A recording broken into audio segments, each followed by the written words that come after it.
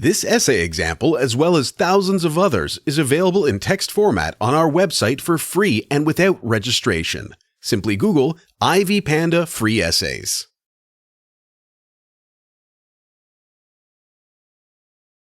The relations between public administrators, public servants, and the representatives of the government and the political system in Canada should be neutral according to the doctrine of political neutrality. From this point, it is necessary to distinguish between politics and the process of realizing definite policies with the help of public servants and public administrators. It is also essential to pay attention to the general role of the concept of political neutrality in regulating the relationship of politics and policies provided by public administrators with references to the idea of political nonpartisanship.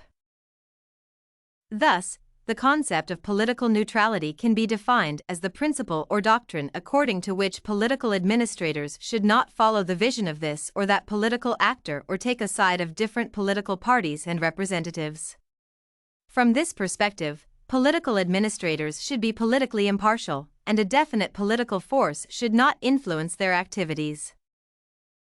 Political neutrality can be discussed as the traditional doctrine which is used in the Canadian public administration. Following the doctrine of political neutrality, public administrators should control their activities from the point of their political impartiality and reject the possibility of performing their professional duties according to the interests of this or that political force. Thus, the professionalism of public administrators is closely associated with the notion of nonpartisanship. That is why political neutrality is one of the main concepts used to discuss the normative relationship between politics and public administration.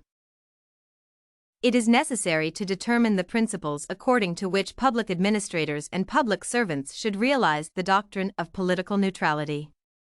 Thus, public administrators are responsible for realizing the politicians' decisions concerning the definite policy without taking a side of this or that political force. Public administrators should not be involved in different partisan political activities. Moreover, taking the position of the public administrator, the person should not express his or her attitude toward the definite political force or party or comment on the specifics of the government's policies provided.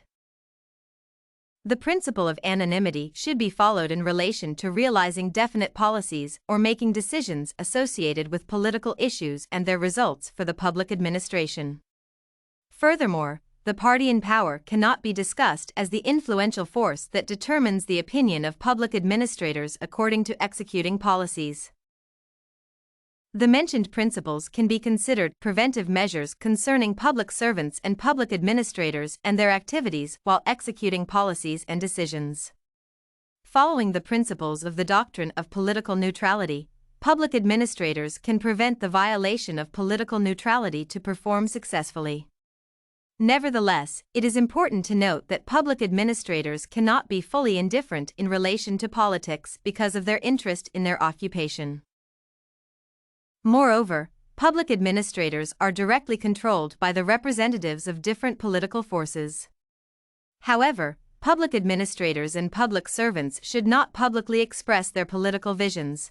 They should be politically neutral while performing their professional duties. That is why the personal factor is often significant when public administrators violate the norms and break the principle of political neutrality. The concept of political neutrality is often discussed in its connection with the notions of political impartiality and political indifference expressed by public administrators while realizing definite policies. However, some researchers are inclined to state that the concept of political indifference should refer to the personal position rather than to the professional activity of the public administrator, and the term political neutrality can be discussed as more appropriate in this case. In its turn, the idea of political impartiality reflects the main aspects of political neutrality. Thus, political neutrality is an important concept used in relation to public administrators to determine and characterize their activities to balance the relationship between politics and realizing policies. There are many issues associated with the concept of political neutrality, and one of them is the complexity of relations in which public administrators can be involved while realizing definite policies. The problem is that the activities of public administrators cannot be neutral concerning political issues in spite of the fact that the necessity of political neutrality is stated as the specific doctrine to regulate the public administrator's activity. This question is somewhat controversial because public administrators are involved in the political process and should express their political neutrality in contrast to performing their active political partisanship. If you want to find more works like this essay on definition of political neutrality, head over to ivypanda.com. It has a collection of free samples with thousands of submissions covering virtually all academic subjects. No registration required to access it.